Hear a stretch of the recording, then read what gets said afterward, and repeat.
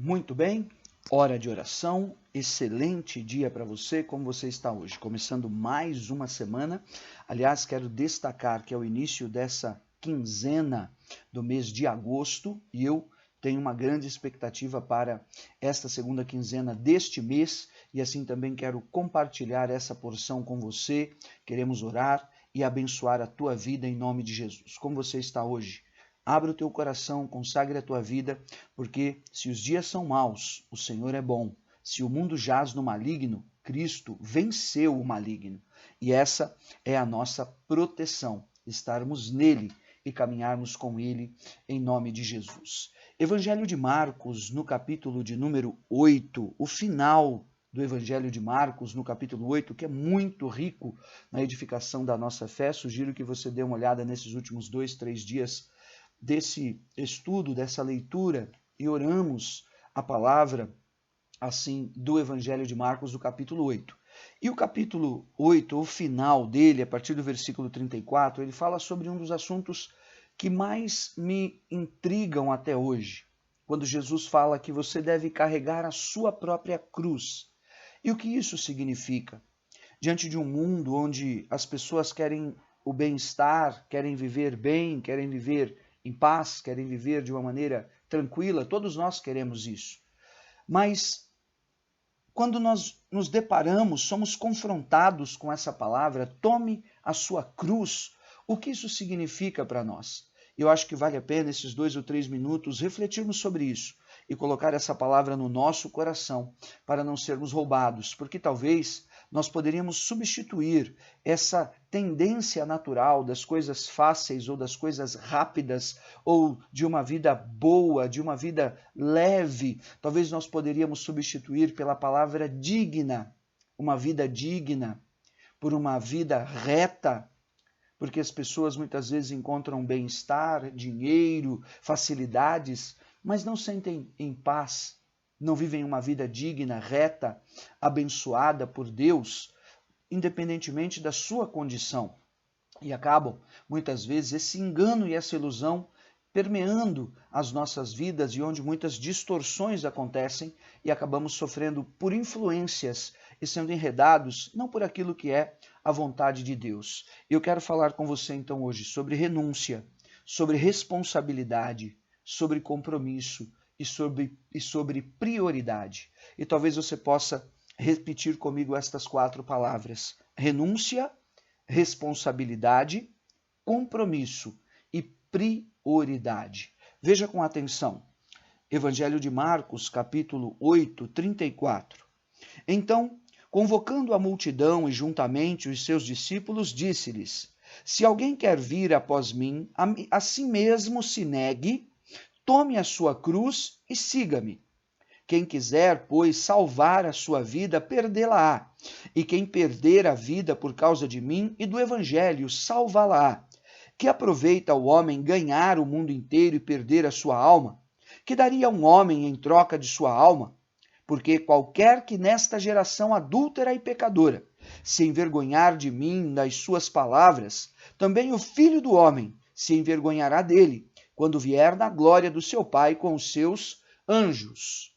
Começando de trás para frente, se confessarmos ao Senhor na frente dos homens, diante dos homens, ele nos confessará diante do Pai que está nos céus. Então, a nossa conversão e a nossa salvação, ela é exteriorizada de maneira pública diante da igreja, onde quer que nós estejamos, porque o Senhor conhece o coração. A palavra do Senhor, do Evangelho de Atos, diz: aquele que crer no seu coração, confessar com a sua boca, esse será salvo. E talvez seja hoje esse dia de você fazer a boa confissão, ou de você refazer a boa confissão do Senhor e do seu propósito e do seu poder, para que, independentemente de qualquer situação que você esteja passando, a bênção da salvação seja maior do que todas as coisas em nome de Jesus. Porque muitos serão salvos, mesmo que pelo fogo, como fala 1 Coríntios no capítulo 3, vivendo resolutamente, adversários das conquistas do Senhor, mas pelas provações ou pela sua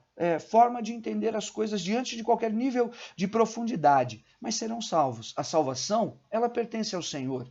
Que nós possamos, em nome de Jesus, consagrar as nossas vidas para que esta boa confissão, ela não seja uma reserva que estejamos aguardando o tempo oportuno, mas que ela seja confirmada hoje, agora nas nossas vidas, em nome de Jesus. Em primeiro lugar, a renúncia. Amém? Se alguém quer vir após mim, negue-se a si mesmo, tome a sua cruz e siga-me. Negar a si mesmo, sabe? É negar ao pecado em primeira instância. É dizer não a Satanás, é dizer não às tentações e às fascinações. E para isso, nós precisamos estar carregados, com as nossas baterias carregadas pelo Espírito de Deus que nos leva a refletir na palavra. Mas é também negar a si mesmo. Os apóstolos tiveram que tomar decisões importantes em suas vidas, negando o futuro que eles haviam imaginado. Em Atos dos Apóstolos, Saulo, ele também nega, ele diz que maior é Cristo, melhor estar com Cristo do que qualquer outra coisa.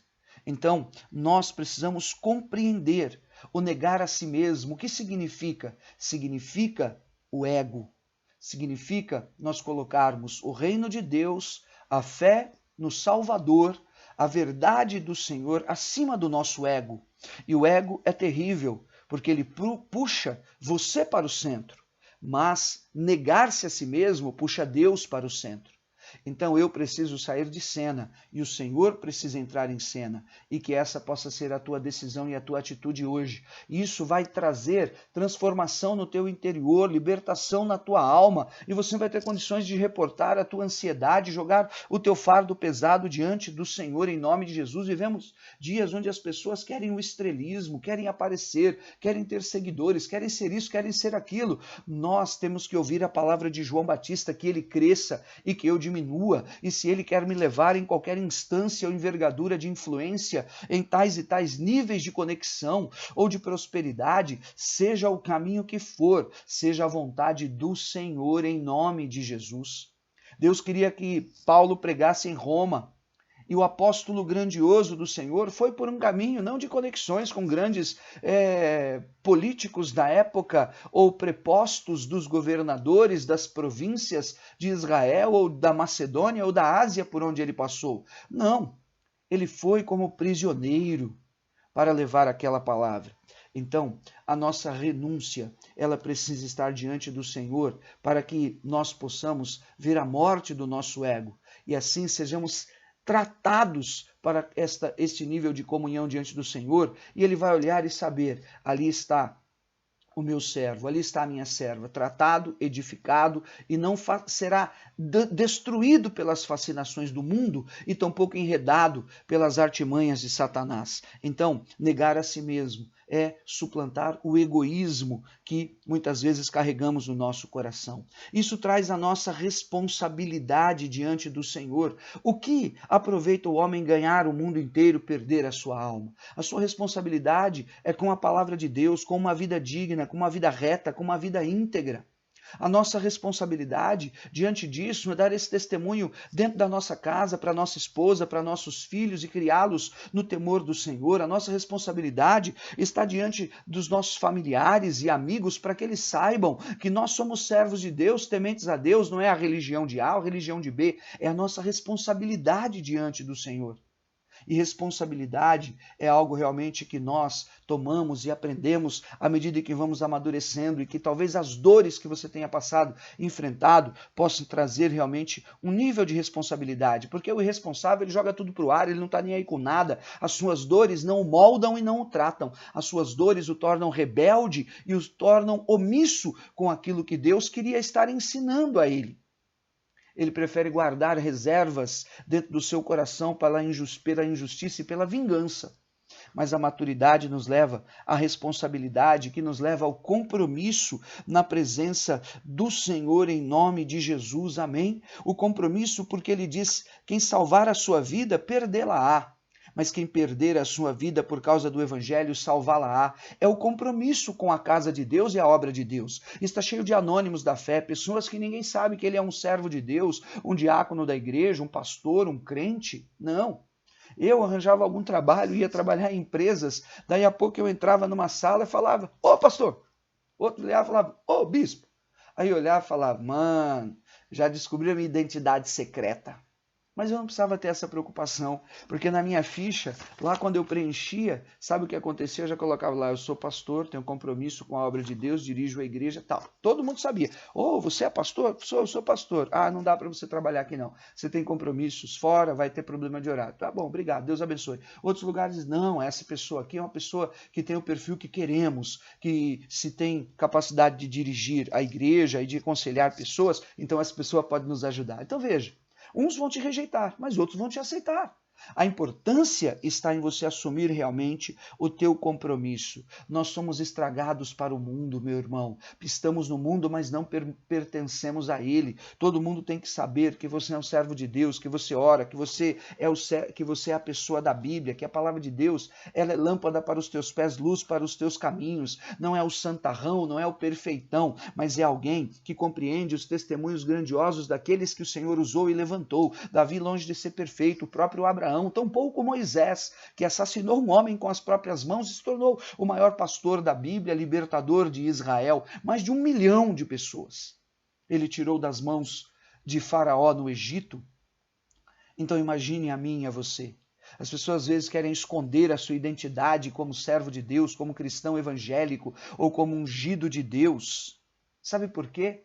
Porque tem medo do julgamento, está repreendido em nome de Jesus. Você tem um compromisso. Eu perdi a minha vida, perdi tudo, abri mão de tudo, sacrifiquei tudo, porque eu tive uma visão verdadeira de Deus. E aquela vida que eu vivia anteriormente, há 20 anos, 22 anos atrás, ela teria dado errado, ela não iria dar certo.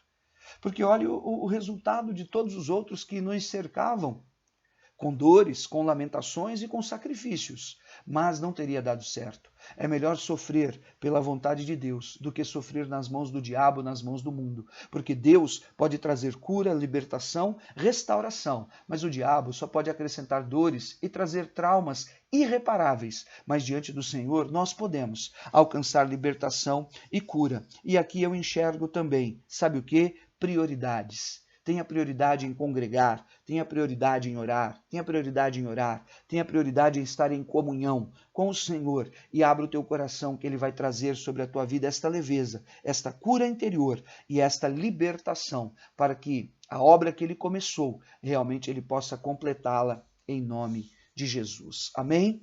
É um assunto que demandaria mais tempo. Mas aqui uma pequena explicação, e assim como me abençoou essa reflexão hoje pela manhã, possa também te ajudar e te abençoar.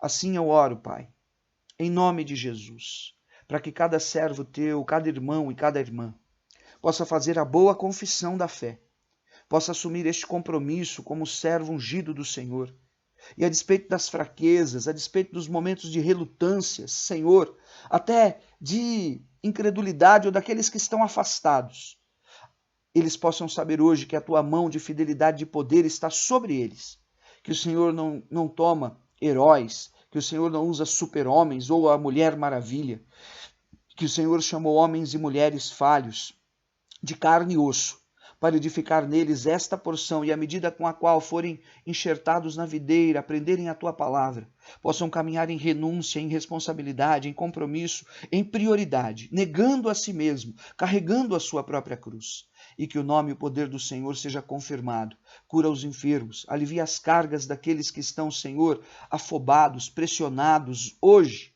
em nome de Jesus. Eu chamo novamente você, volta para os caminhos do Senhor. Muitas pessoas olham, descarregar a cruz significa que eu tenho que viver uma vida miserável, desgraçada, dolorida? Não. Sabe o que eu enxergo aqui? Qual era a cruz de Cristo? Pense desse jeito. Eu tenho que carregar a minha cruz, então eu tenho que me contentar com a minha vida do jeito que ela está? Não. Qual era a cruz de Cristo? Vou te ajudar a pensar nisso. A cruz de Cristo era o propósito de Deus. Ele foi enviado para viver o propósito da cruz. Esse era o propósito dele. Carregar a cruz é carregar o teu propósito.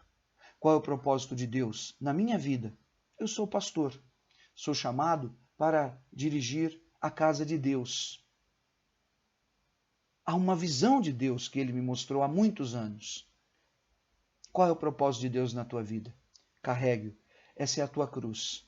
E você não precisa morrer por causa disso, porque ele já morreu. Mas você precisa de compreender que o reino de Deus, ele é tomado por esforço. e nisso sejamos tratados. E se tem te faltado disciplina, se tem te faltado, sabe, vocação, tem te faltado inspiração, vem, busque, se aproxime, que Deus vai honrar. E se você quiser, eu posso te ajudar. Estou aqui na Renascer de Itapecerica da Serra e vai ser um prazer abençoar, orar a tua vida. Amém? Compartilhe essa pequena mensagem. Hoje passou um pouquinho aí do horário, mas glória a Deus, que você tenha tido paciência de ouvir até o fim.